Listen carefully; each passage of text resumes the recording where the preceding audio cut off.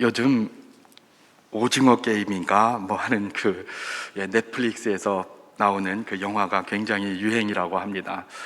저는 뭐 오징어 게임을 보질 못했습니다.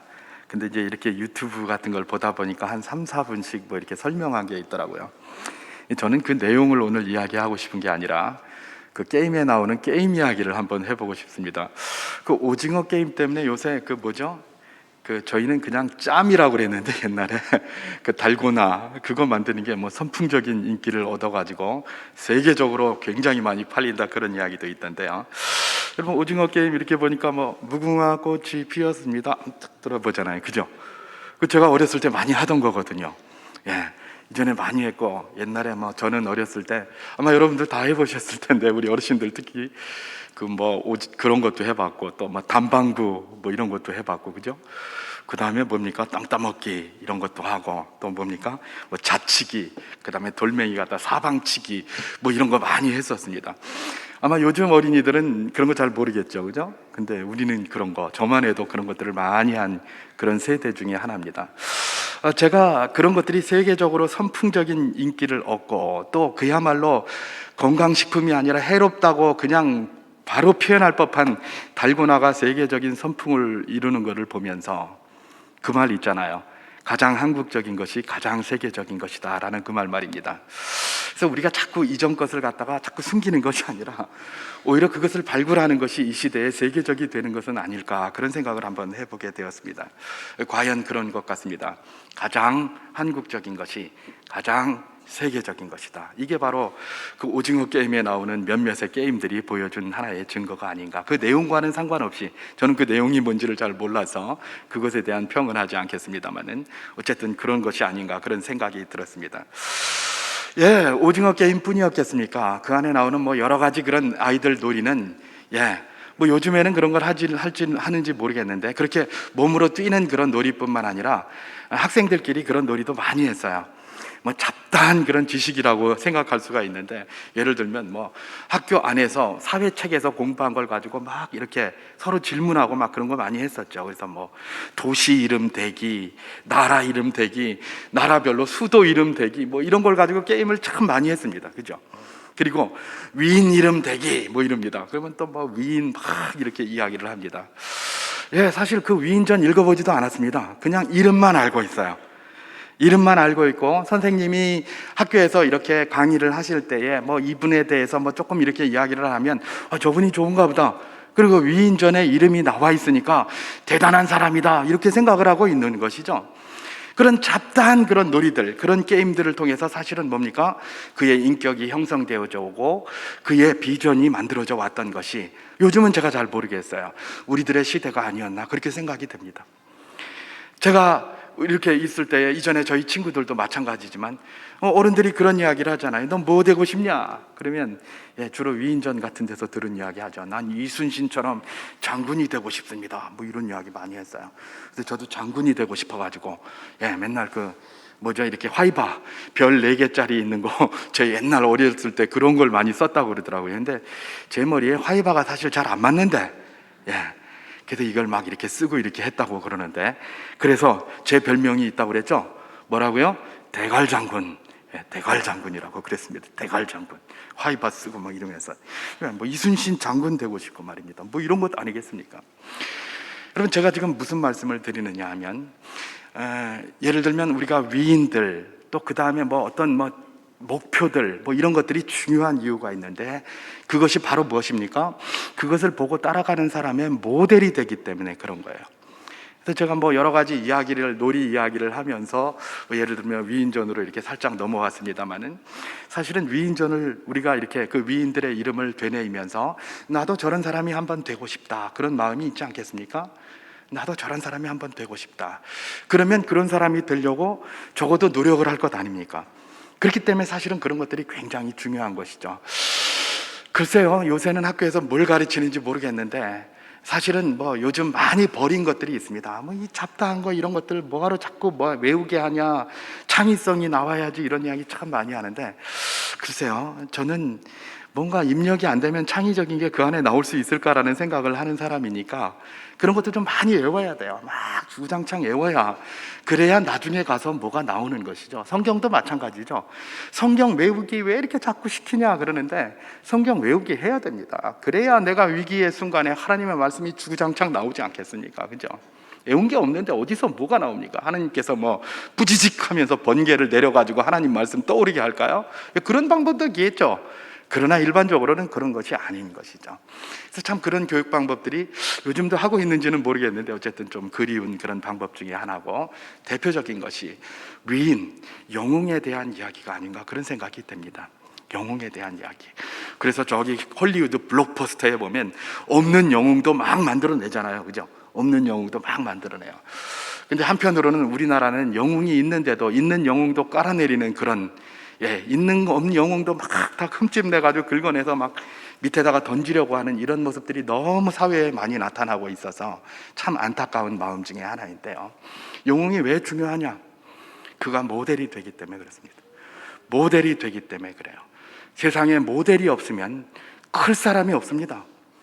적어도 모델이 있으면 그 사람까지 가려고 몸부림치는 가운데 그 중간은 갑니다. 그런데 아예 모델이 없습니까? 내가 어디로 가는지 모르잖아요. 내가 어디로 가야 될 것인가? 여러분, 이건 이 세상에서의 삶만 그렇겠습니까? 특별히 신앙의 영역에선 더 그렇죠. 왜 그렇습니까? 우리의 신앙이라는 건 눈에 보이지를 않아요. 그죠? 눈에 보이지를 않기 때문에 이 모든 거에 어떻게 진행되어야 할 것인지에 대한 모델이 되는 사람이 있다면 그 사람 보고 성장을 하는 겁니다. 그 사람 따라서 하다가 믿음이 좋아지고, 그 사람 따라서 하다가 신앙이 좋아지고, 그렇게 되는 것이죠. 여러분, 그래서 우리 주님께서 어떻게 하신 것입니까? 요한복음 1장 14절에서는 이렇게 이야기하는 것 아니겠습니까? 말씀이 육신이 되어 우리 가운데 거하심에 우리가 그 영광을 보니 아버지의 독생자의 영광이요 은혜와 진리가 충만하더라. 그렇게 얘기를 한 겁니다. 말씀이 육신이 되어서 이 땅에 오신 것이죠. 이제 다음 달에 성탄절이 있게 될 텐데, 왜 우리 주님께서 이 땅에 오신 것입니까? 말씀이 육신이 되어 이 땅에 오신 이유는 그 말씀이 이렇다는 걸 보여주는 모델로 오셨다고 보면 정확합니다. 하나님의 말씀이 이미 모세를 통해서 기록이 되어졌고, 그 후에 선지자와 다윗과 솔로몬과 여러 저자들을 통해서 하나님의 말씀이 쓰여졌습니다. 그렇게 기록되어져 왔는데, 이게 시간이 흐르면 흐를수록 여러 사람들이 이런 이야기도 하고 저런 이야기도 하고 그런 이야기도 했습니다. 유대인들만 해도 그 속에 무슨 샴마이 학파니, 힐렐 학파니, 무슨 학파니, 온갖 학파들이 거기 많이 생겨났습니다. 왜냐하면 하나님의 말씀이라고 뭐가 하나 나와 있는데 이 사람은 이렇게 이야기하고 저 사람은 이렇게 이야기를 하는 겁니다. 근데 그게 어떻습니까? 나중에는 그 내용이 전혀 다른 거예요. 그래서 예수님께서 이 땅에 오신 거예요. 이 땅에 오셔가지고 모델이 되셨어요. 무슨 모델이요? 하나님 말씀의 모델이 된 것이죠. 그래서 우리 주님께서 이 땅에 오셔서 하신 일이 뭡니까? 마태복음 5장에 보면 산상보훈이 있지 않습니까? 거기에 보면 산상보훈을 이야기하시면서 뭐라고 얘기를 하십니까? 너희가 이렇다고 들었으나 나는 너희에게 이르노니, 이렇게 얘기합니다. 너희가 이렇다고 들었지? 그게 하나님의 말씀이라고 들었지? 나는 너희에게 이르노니, 이렇게 하는 게 하나님의 말씀이야. 그렇게 한 거예요. 여러분, 신앙의 영역은 눈에 보이지도 않고 손에 잡히지도 않고 그래요. 자, 그러다 보니까 하나님의 말씀은 있는데 이 말씀이 무엇을 의미하는지, 또 이 말씀을 보고 우리가 어떻게 살아야 하는지를 잘 모르는 거예요. 그러니까 어떻게 한 겁니까? 예수님께서 친히 이 땅에 오셔가지고 그 말씀은 이런 거야, 그 말씀은 이렇게 살라고 하신 거야, 그렇게 이야기를 하시는 거예요. 그래도 사람들이 하도 안 믿고 그러니까 심지어 뭐라고 이야기를 하십니까? 요한복음 14장 11절에서 우리 주님께서 친히 그렇게 이야기를 하셨습니다. 내가 아버지 안에 거하고 아버지께서 내 안에 계심을 믿으라. 그렇지 못하겠거든 행하는 그 일로 말미암아 나를 믿으라.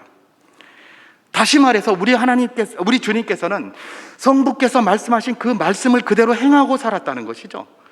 그 행하는 그것을 보고 하나님을 믿으라라고 이야기를 하는 것입니다. 다시 말해서 우리 주님은 뭡니까?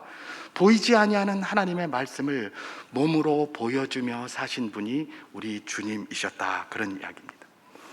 그런 주님께 주변 사람들은 저것은 우리가 알고 있는 율법대로 행하지 않는데 저거 율법을 폐하러 온 거 아이가? 예, 막 그렇게 이야기를 했어요. 그때 우리 주님께서 뭐라고 얘기를 하셨죠? 내가 율법이나 선지자를 폐하러 온 줄로 생각하지 말라. 폐하러 온 것이 아니라 완전케 하려 함이로다. 예, 하나님의 말씀에 대한, 보이지 않는 하나님의 말씀에 대한 오해가 많아서 뭔지 알지 못하고 한번 잘못된 길로 끌고 가면 전부 다 그로 끌려갈 때에 우리 주님께서 친히 오셔서 그게 아니라 나는 완전케 하러 왔는데 나를 따라라, 나를 따라라, 그렇게 이야기를 했다는 것입니다. 여러분, 우리 주님께서 이 땅에 오신 이유 여러 가지가 성경에서 기록되어져 있습니다만은 가장 핵심적인 이유가 뭐라고요? 말씀이 육신이 되신 거예요. 그 말씀이 육신이 되었다는 것은 무엇입니까? 하나님의 말씀은 이런 것이고 하나님의 뜻은 이런 것이다라는 것을 친히 보여주셨다는 거예요. 사실 주님은 그렇게 할 필요가 없어요. 그럼 뭐하러 보여주십니까? 주님이 곧 하나님이신데, 그죠? 그럼 그걸 왜 친히 보여주셨을까? 여전히 제자들을, 우리 모두가 그걸 보고 그대로 행동하라라고 해서 보여준 것 아니겠습니까? 그것이 바로 무엇입니까? 주님이 이 땅에 오신 중요한 목적 가운데 하나인 것이죠. 구약시대에 하나님께서 말씀하신 구약 성경의 내용을 우리 주님께서는 이 땅에 계시면서 계속해서 실천하시면서 그 잘못된 내용들을 말씀으로 계속해서 풀어서 해주셨습니다. 사도들은 또 그것을 보고 주님께서 말씀하신 저게 그거구나 라고 하면서 신약 성경에다가 그 주님의 행적을 기록하고 또 여러 가지 그런 사도들의 해석과 사도들의 하나님께서 주신 성령의 감동으로 주신 말씀을 받아 적고 그렇게 살았습니다. 그렇게 사도들이 소천하셨습니까? 사도들이 소천하신 이후에는 사도 이후에 많은 제자들이 사도들의 삶을 보면서 그대로 살아왔던 것이죠. 그래서 우리가 무엇을 중요시하고 있습니까? 바로 사도적 전통을 중요시하고 있는 겁니다. 그것이 바로 예수님이 살아가셨던 모습이고 예수님을 본받아 살아갔던 사도들의 모습이고 결국은 그것이 바로 하나님의 뜻이기 때문에 그렇다는 겁니다. 그래서 사도적 전통을 교회에서 굉장히 중요하게 생각을 하는 것이죠. 여러분, 오늘 그 사도 가운데 한 명인 바울 사도, 특별히 뭐라고 이야기를 하고 있습니까? 11장 1절에 우리가 너무나 잘 아는 말씀을 하고 있습니다. 내가 그리스도를 본받는 자가 된 것 같이 너희는 나를 본받는 자 되라, 그렇게 이야기를 합니다. 사도 바울 당신이 예수 그리스도를 보고 그분에 대한 말씀을 또한 듣고 한 모든 것들대로 자기가 열심히 살았던 거예요. 본받아서. 그러면서 뭐라고 얘기를 합니까? 너희는 나를 본받는 자 되라, 그렇게 얘기를 합니다. 다시 말해서 성도들에게 자기를 뭐로 삼아라? 모델로 삼아라, 그런 이야기입니다. 내가 하는 대로 하면 곧 그것은 그리스도를 닮은 것이다. 내가 하는 대로 살아라. 너희들이 어떻게 살지 잘 모르지? 여러분, 고린도 교회 안에 얼마나 많은 갈등이 있었습니까? 바울파, 아볼로파, 게바파, 그리스도파 나눠져가지고 계속해서 싸우고 있었잖아요. 왜 싸울까요? 이 사람은 이게 하나님의 뜻이다, 저 사람은 저게 하나님의 뜻이다, 이러면서 서로 이게 충돌되다 보니까 싸움이 일어난 거예요. 그때에 이 사도 바울이 뭐라고 얘기를 합니까? 내가 그리스도를 본받은 자다. 그러니까 너희는 나를 본받아라. 그러면 그런 문제가 해결된다 라고 이야기를 하는 것 아니겠습니까? 바로 그것입니다. 여러분, 교회에는 모델이 필요합니다. 모델이 필요해요. 왜냐하면 신앙이라는 것은 눈에 보이지 않기 때문에 그렇습니다. 모델이 될 자가 필요합니다. 특별히 오늘 우리는 시무 권사 선출을 위한 공동회의를 합니다. 이 교회에서 모델이 누구냐? 당연히 중직자들은 다 모델이 되어야 하고 목사는 더욱 모델이 되어야 할 것입니다. 그러나 누구보다도 우리 권사님들이 모델이 되셔야 됩니다. 왜 그렇습니까? 교회의 어머니라고 불리잖아요. 그렇죠? 모든 자녀들이 누구를 보고 성장합니까? 어머니 보고 성장을 해요. 어머니 보고 성장을 해요. 어머니의 영향력이 그렇게 큽니다. 아버지 아무리 해봐야 아버지 별로 안 좋아해요. 요즘 미국 영화 같은 거 보면 그냥 학을 띄겠습니다, 제가. 왜요? 그냥 아버지에 대해서는 완전히 쓰레기통에 던져버렸어요. 그냥 전부 어머니에 대한 이야기만 있고. 그리고 미국에는 어머니 날은 있어도 아버지 날이 없잖아요. 우리나라는 그래도 아버지 날도 같이 있어서 어버이날 아니에요. 그죠? 교회의 어머니이시기 때문에 모든 믿음의 사람들이 그분을 모델로 삼아서 그분의 말과 그분의 행동과 그분의 모든 것들을 그대로 배워서 그대로 성장을 해나가는 것, 그것이 교회의 모습이라는 겁니다.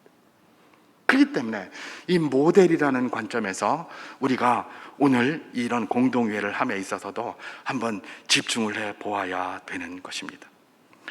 여러분, 교회는 보이지 않는 그 신앙, 그 믿음, 그 말씀을 가지고 누군가가 삶으로 살아낼 성육신하는 그런 것들을 보여줄 수 있어야 돼요. 그런데 권사님들은 너무나 중요한 분들이기 때문에 바로 이런 것들을 보여주는 삶을 사시는 분이어야 한다는 것입니다. 사실 그걸 보여주는 삶을 어떻게 다 살아내겠습니까? 그렇게 살려고 노력하는 그런 필요성이 있는 것이죠. 바로 그런 것입니다. 여러분, 사도 바울이 지금 뭐라고 얘기를 합니까? 내가 그리스도를 본받은 것처럼 너희는 나를 본받는 자 되라, 그렇게 얘기를 합니다. 그러면서 자기가 모델이라고 친히 이야기하고 있습니다. 우리 수정교회 모든 중직자들 저를 비롯하여 수정교회 성도 여러분은 우리를 본받는 자 되십시오 라고 이야기할 수 있는 복된 분들 될 수 있기를 주님의 이름으로 축원합니다. 그런 열심과 욕심, 거룩한 영적 욕심을 가지고 살아가면 하나님께서 분명 우리를 그렇게 인도해 주실 줄 믿습니다. 그런 자부심을 가지고 사는 거예요. 여러분, 모델이 중요한 이유가 무엇입니까? 모델이 된 그 사람에게도 중요하고 모델을 가진 사람에게도 중요합니다. 모델이 된 그 사람은 저 사람들이 나를 저렇게 보고 있으니까 내가 이렇게 살면 안 되지 라고 하면서 그 모델처럼 살아갈 것이고, 모델을 가진 사람은 뭡니까? 내가 최소한 저렇게 돼야지 라고 가는 것 아닙니까?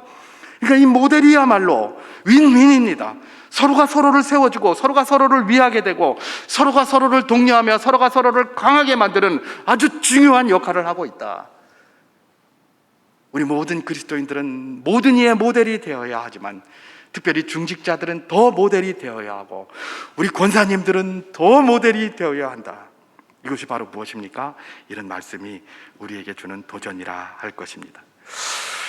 특별히 사도 바울이 여기에서 나를 본받는 자 되라 라고 하면서 한 것이 있습니다. 뭘 본받으라는 말일까? 뭘 본받으라는 말일까? 사도 바울이 그야말로 열심을 낸 전도자이기 때문에 전도를 하라는 걸 본받으라는 말일까? 뭐 그럴 수도 있습니다. 그러나 사도 바울이 본받으라고 한 것은 무엇입니까? 31절부터 31절에 그 중요한 내용이 나와 있는데 제가 한번 봉독해 보도록 하겠습니다. 그런즉 너희가 먹든지 마시든지 무엇을 하든지 다 하나님의 영광을 위하여 하라.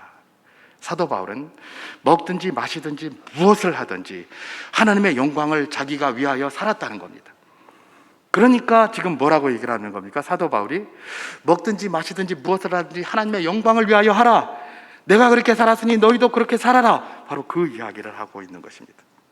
제가 지난 주간에는 이런 사람을 세워야 합니다. 이렇게 해가지고 거기서는 뭐를 제가 말씀을 드렸습니까? 복음의 진리대로 행하는 사람에 대해서 이야기를 했습니다. 복음의 진리대로 행한다고 할 때 뭐가 거창한 거라고 하지 않았습니다. 그야말로 안디옥 사건에서 나오는 것처럼 밥 한 그릇 먹는, 어떻게 보면 사소해 보이는 그것조차도 하나님의 영광을 위하여 몸부림치는 바로 그것이 복음의 진리를 위하여 행한다고 말씀드리지 않았습니까? 바로 그것입니다. 오늘 이 말씀도 똑같은 말씀이에요. 그 내용과 글자만 다르지 똑같은 거예요. 먹든지 마시든지 무엇을 하든지 하나님의 영광을 위하여 하라. 이게 바로 복음의 진리대로 행한다는 거예요. 장로, 장립집사한테 하고 권사한테 하고 말씀이 다르네? 아닙니다. 똑같은 내용입니다. 우리의 작은 밥 먹는 것 하나에서부터, 아주 사소한 작은 것에서부터 뭘 위해서 해야 된다는 겁니까? 하나님의 영광을 위하여 하라는 겁니다. 사도 바울이 그걸 예수님한테 본받은 거예요. 사도 바울이 본받은 건 다른 게 아니에요. 예수님은 작은 것부터 큰 것까지 심지어 죽음에 이르기까지 하나님의 영광을 위하여 하지 않았습니까? 사도 바울이 바로 그걸 본받은 거예요. 그러니까 너희도 나를 본받아서 그렇게 살아라, 이런 이야기입니다. 작은 것, 먹든지 마시든지 무엇을 하든지 우리가 사소하게 생각하는 그 모든 것에서부터 다 뭐다? 하나님의 영광을 위하여 하라 라고 그렇게 이야기를 하는 것입니다. 이걸 뭡니까? 우리가 모두 본받아서 그것을 모델 삼아 살아가야 된다는 것들을 이야기하고 있는 겁니다. 특별히 고린도 교회에 대해서 하나님의 영광을 위하여 하는 것을 뭐라고 이야기를 합니까?